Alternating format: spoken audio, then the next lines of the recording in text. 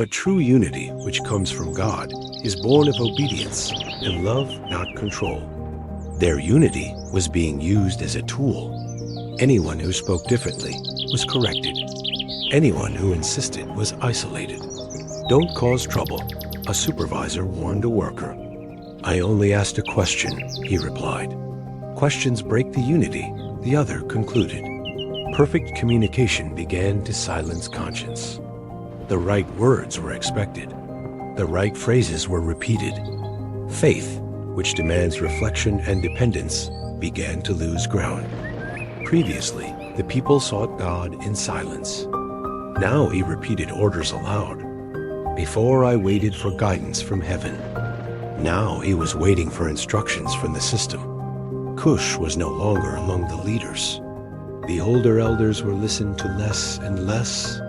The new generation grew up learning to repeat, not to discern. "That's how it works," they said. "It's always been like this," they claimed, even though they knew it wasn't. The unit had become an invisible prison. Everything flowed too fast to allow for Shinneret stretched out wide, flat, and fertile. It was easy to build on, easy to watch over, easy to control. The Bible describes this moment in Genesis 11:2. "And it came to pass, as they journeyed from the east, that they found a plain in the land of Shinar, and they dwelt there. They lived there. They didn't pass. They did not cross. They stayed." Nimrod realized that this place served his purpose perfectly. No difficult terrain, no constant displacement. There the people could remain united under one leadership.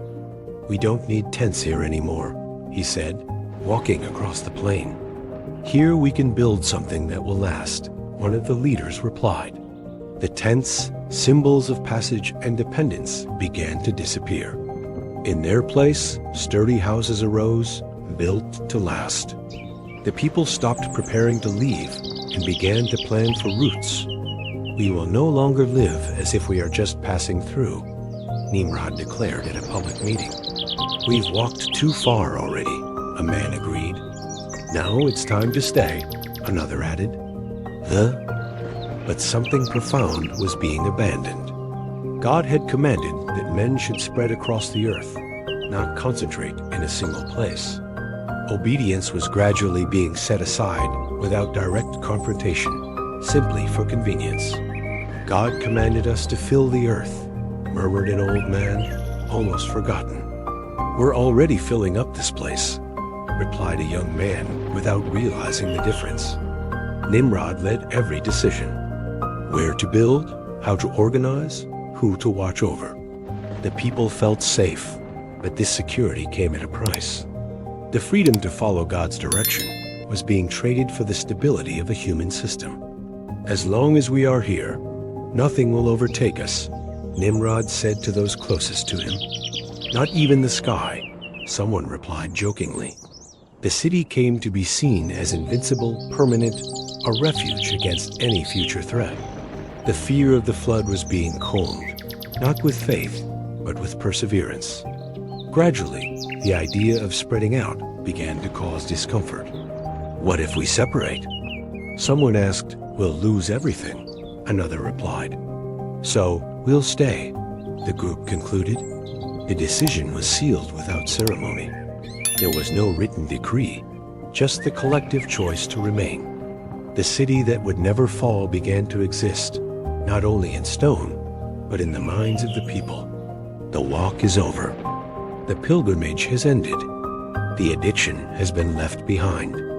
And while the plain of Shaw filled with sturdy buildings and human certainties, a question insisted on arising silently, ignored by most, but alive in the hearts of those who still remembered the Creator's words. But God had commanded mankind to scatter. The idea of staying began to take shape in the weary hands of the people. The noise of brick ovens, it became part of the daily routine. The fire burned from early morning. The clay was molded, dried, and fired. The work was hard. Sweat poured down. The pain in the arms was constant. But nobody stopped. Nimrod walked among the furnaces, observing everything carefully. He knew that effort unites more than words. Those who work together suffer together, and those who suffer together accept staying together.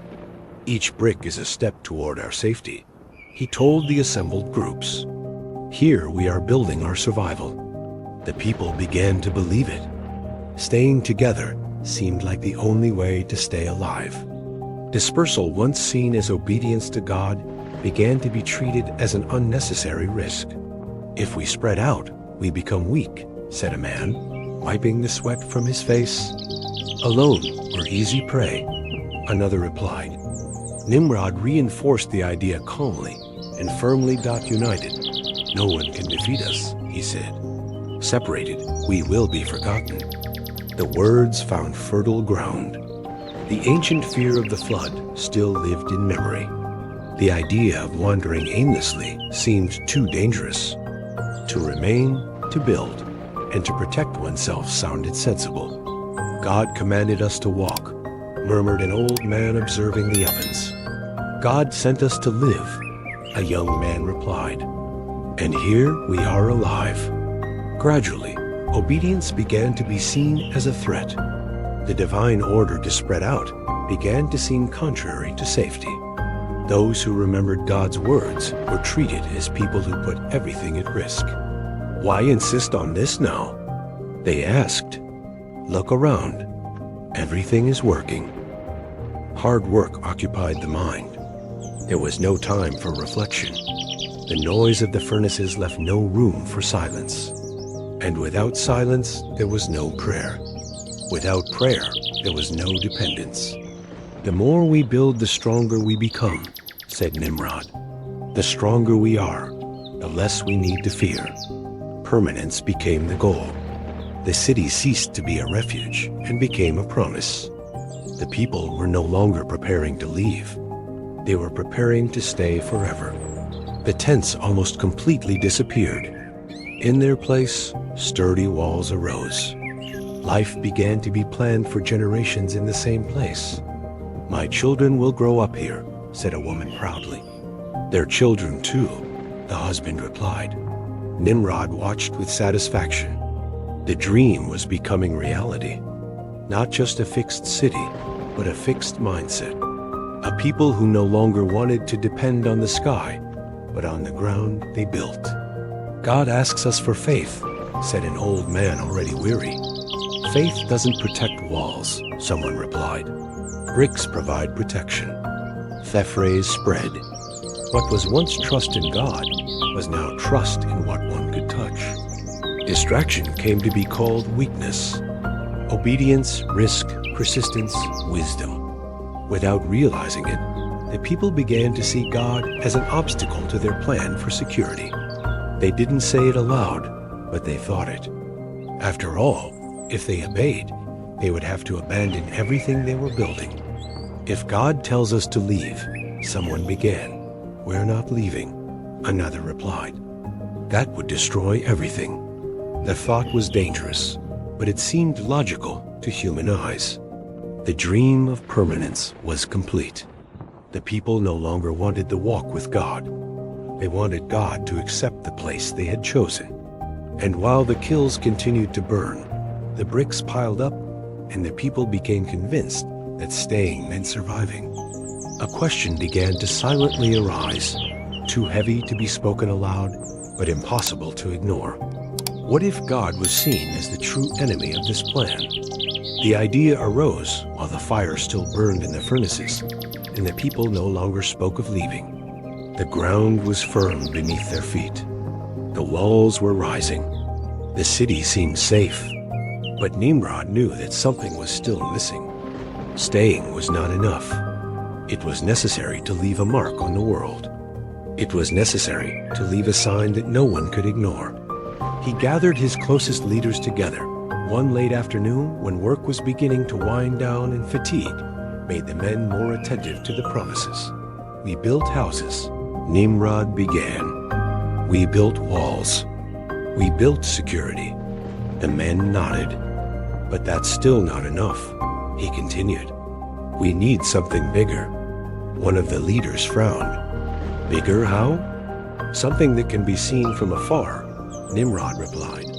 Something that will last forever. Silence fell over the group. A mark, said another man in a low voice. A sign of our strength, Nimrod added. That's when the idea was first mentioned. We will build a tower. Some exchanged glances, others held their breath. A tower so tall, Nimrod explained, that it reaches the heavens. The proposal spread through the city like wildfire.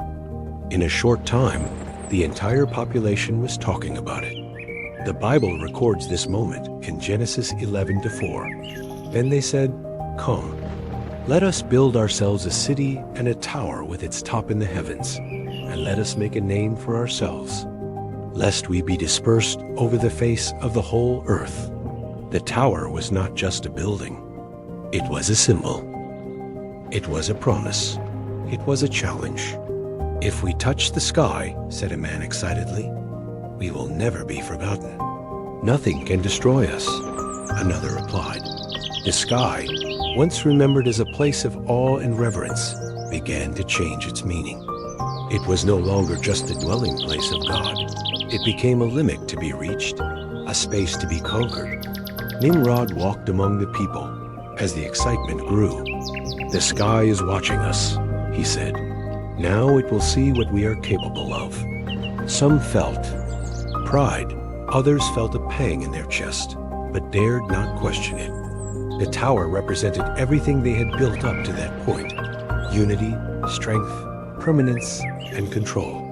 "No one has ever done anything like this before," said one worker.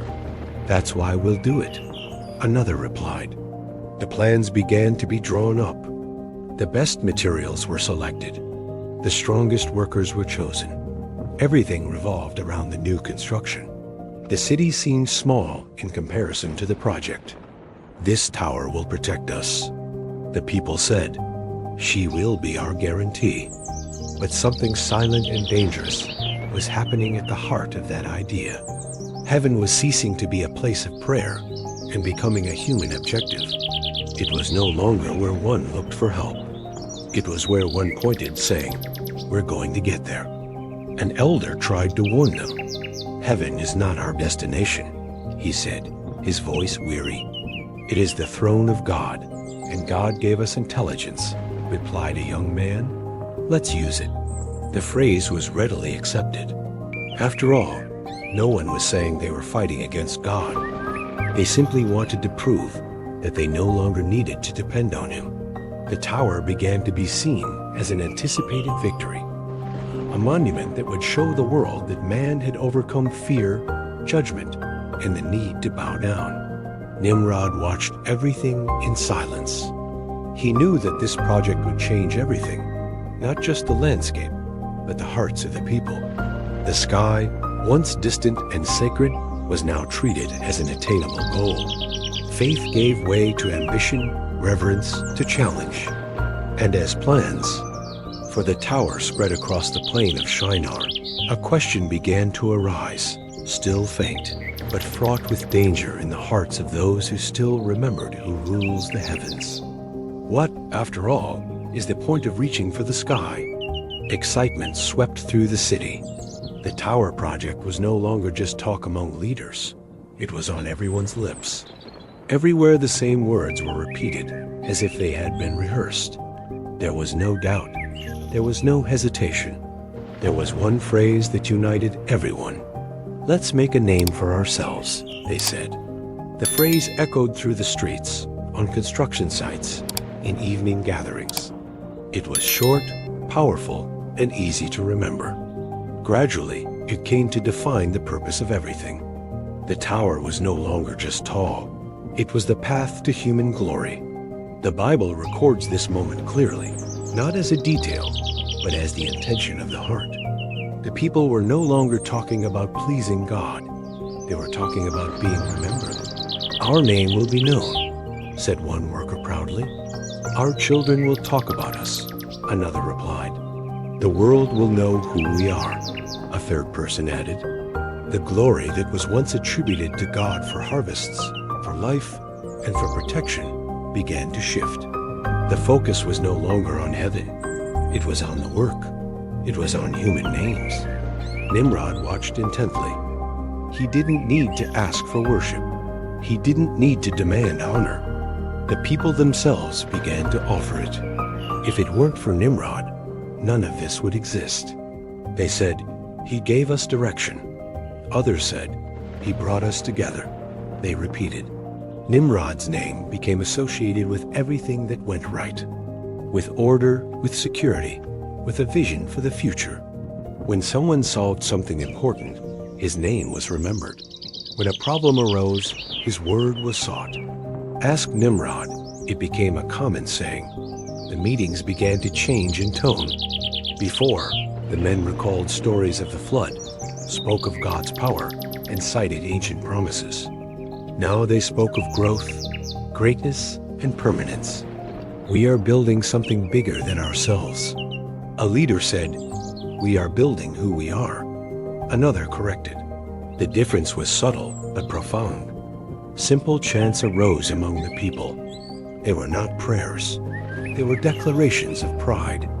We are strong. We are united. Our name will endure. An old man tried to remember what had been forgotten. "The name that endures is the Lord's," he said in a weak voice. "The Lord is watching us," a young man replied. "But now it's our turn." The old man fell silent. He knew something had changed. When a man's name grows, his heart turns away from God without him realizing it. Divine glory was not forcibly taken away. It was slowly replaced. First by work, then by the system, now by the human name. Nimrod did not interrupt. He did not correct. He did not warn. He walked among the people while veneration grew. His name was mentioned with respect, sometimes with fear, sometimes with silent admiration. He brought us all the way here. They said, "He will keep us here." The tower continued to rise, but something invisible rose along with it. Pride, the certainty that man had found his own path.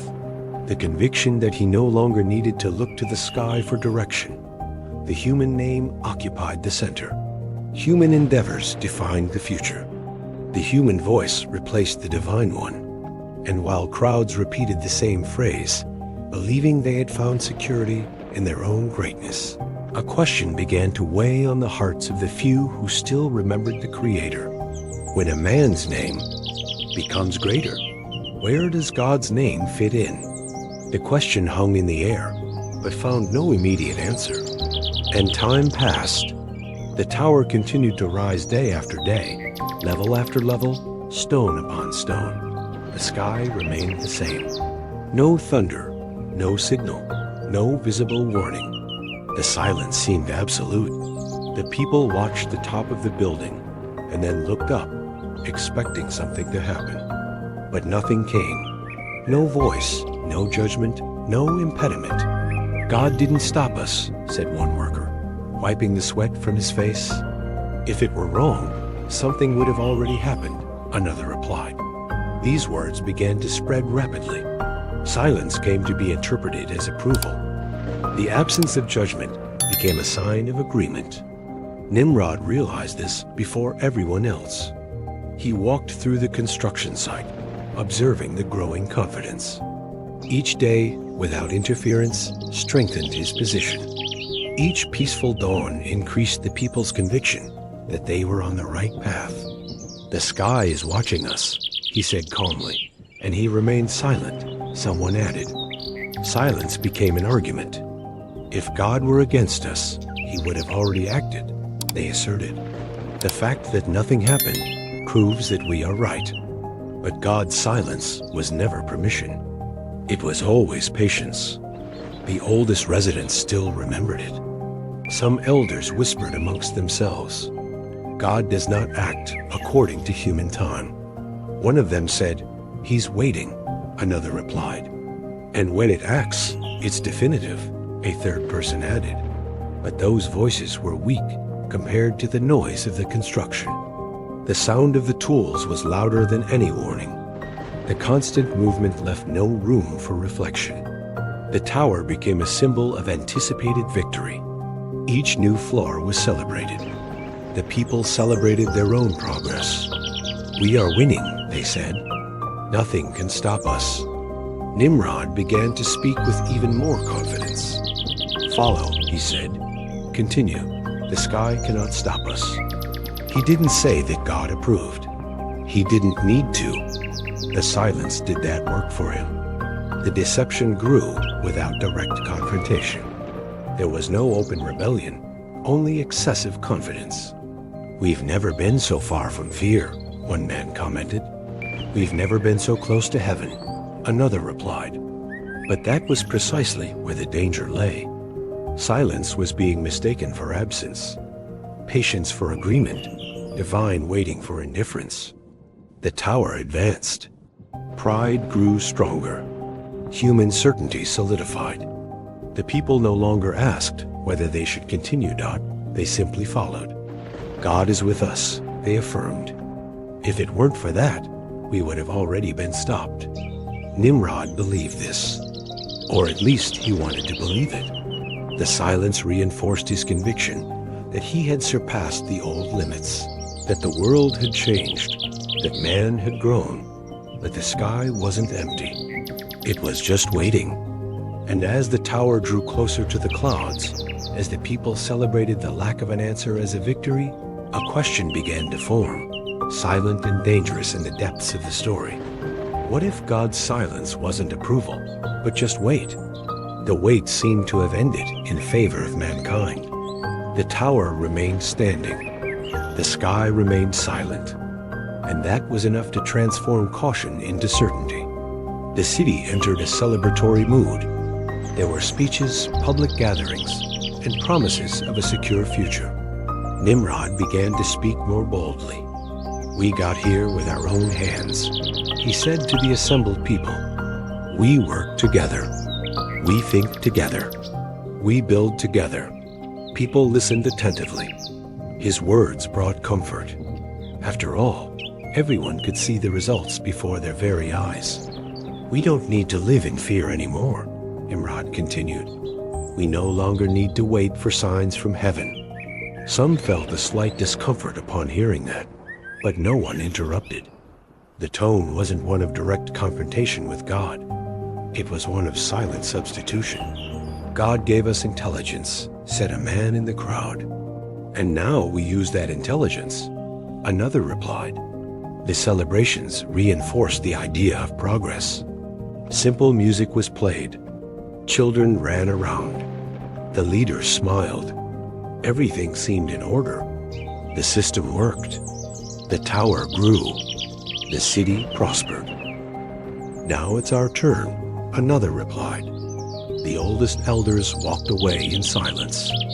They knew something serious was happening. When man begins to believe he controls his own destiny, his heart closes to the voice of God, who supports all this.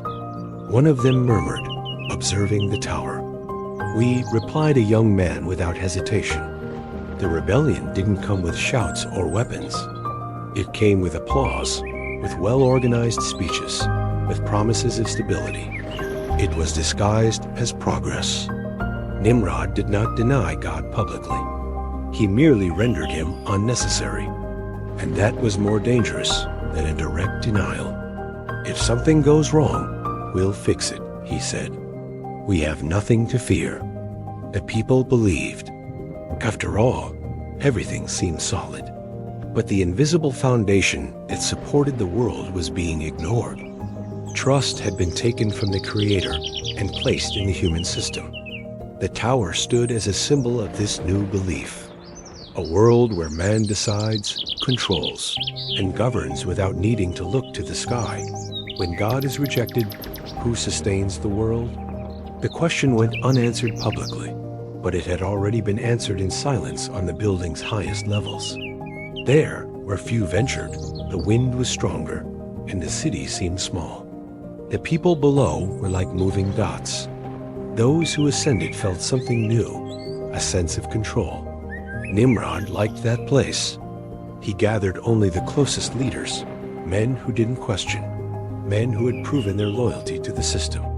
The ascent was made in silence. Step by step, the noise of the city faded into the distance. "This is enough," said Nimrod, stopping near the edge. The men looked around. The view was expansive. The sky seemed closer. The tower was already the tallest structure the world had ever seen. "Do you know why we're doing this?" Nimrod asked. Some nodded, others remained silent. "For protection," one of them replied. "So that we don't get scattered," said another. Nimrod raised his hand, asking for silence. "That's what people believe," he said calmly. "But that's not all." The men looked at each other. "The tower is not just shelter," Nimrod continued. "It is a position of authority."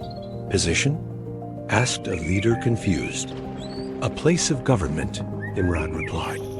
"A center that does not depend on heaven." The wind picked up. The silence grew heavy.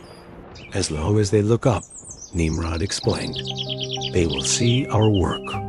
They will not ask for directions. They will accept orders." One of the men swallowed hard. "Isn't that dangerous?" He asked hesitantly. "The danger lies in depending on the invisible," Nimrod replied. "Man needs something firm." There the true purpose was revealed. The tower was not for defense. It was not merely a symbol.